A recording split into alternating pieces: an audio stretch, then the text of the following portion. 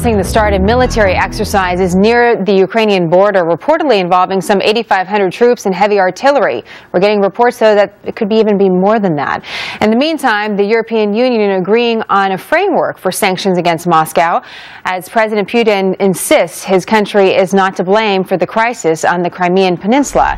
Joining me now, Arizona Senator John McCain, who is leaving today for Ukraine as part of a Senate delegation, a bipartisan group. Senator, nice of you to join us before you leave tonight.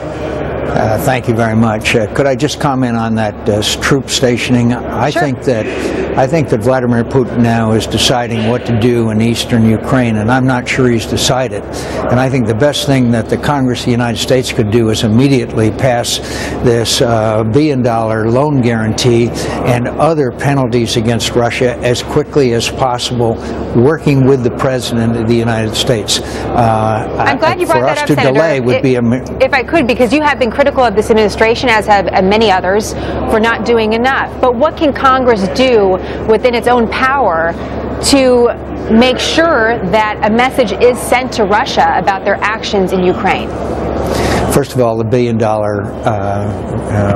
loan guarantee, their economy is on the verge of collapse. That's only $1 billion when I say only, given the magnitude of their economic difficulties, that's only. But the fact is that we need to send that signal immediately without delay.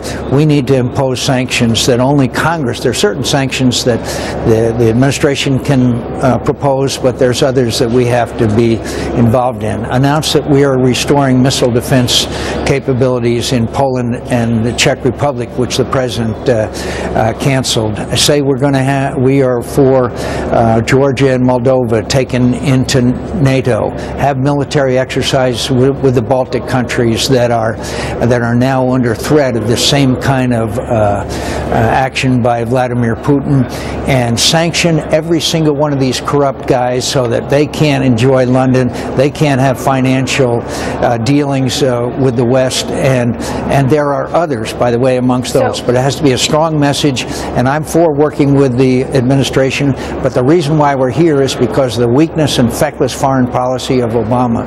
Okay, so getting it back to the point of the things that Congress can do that Congress can only do, and talking about those sanctions, there is that legislation out of the Senate Foreign Relations Committee. I know there's a similar legislation in the House, but there are some differences. So the big concern here is time. How much time would it actually take to get these sanctions or the loan guarantees passed? I mean, what is realistic here, Senator? Well, first of all, I'm very disappointed that some are talking about holding it up, and I'm deeply disappointed about that. But I'm hoping that we will understand the urgency of this situation. If we pass it through the Senate, we could go to conference tonight and get it out of both houses. Senator? There are those who are objecting to the IMF. There's a reform measure for the IMF that really is important to some, but not of the importance of getting this legislation done. There's also some of the money for the loan guarantees is taking out of canceled programs in defense that is being used for it that some others are objecting to. But you can always find reasons to object to something, but if you ignore the absolute criticality of the United States of America weighing in on behalf of the Ukrainian people, even if it means some compromise, then you have your priorities badly skewed. Well, you're speaking about fellow Republicans in the House. Have you made any effort to have conversations with them, convince them to otherwise? Absolutely, I have, and I will continue to do so, and it isn't just Republicans in the House. Senator McCain, let me ask you a little bit about what Secretary of State John Kerry just said moments ago. He's testifying on the Hill. He says that there's contingencies in place in case Russian forces move further east into Ukraine, and he also mentioned some serious steps that could be taken on Monday if indeed Crimea, the referendum for Crimea to again rejoin Russia, goes through. What contingency plans do you think he's talking about? I think he has other plans for military buildups and exercises, etc. I'd love to tell you there's a military option. There is not. But the strongest, most powerful nation in the world has many, many options. And there's no doubt about what that election is going to do on Sunday. I predict to you 80%. You heard it here first. 80% of the vote will be for Crimea to join Russia. And so the question is now is what does, that's Crimea, what does Putin do in eastern Ukraine? It would be a dramatic escalation, and I'm not sure he's made up his mind. And we have to send strong signals, not only us, but our European allies, who I have serious doubts as to how serious they will be. Well, let's talk about specifics there just briefly. If you believe that is the conclusion that we will see on Sunday, then what do you truly hope to achieve by traveling to Ukraine today? Well, first of all, they asked us to go there. Second of all, we want to show support. Third of all, we want to hear what they need. What do they need to preserve their integrity and their territory, and how can we best help them?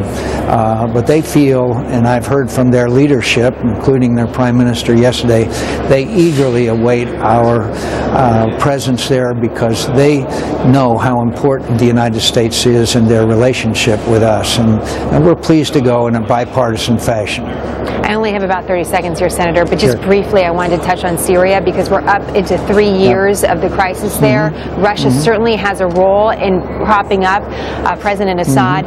Just briefly, if you could, for our viewers, you know, some have said Crimea is lost. Is Syria also lost at this point?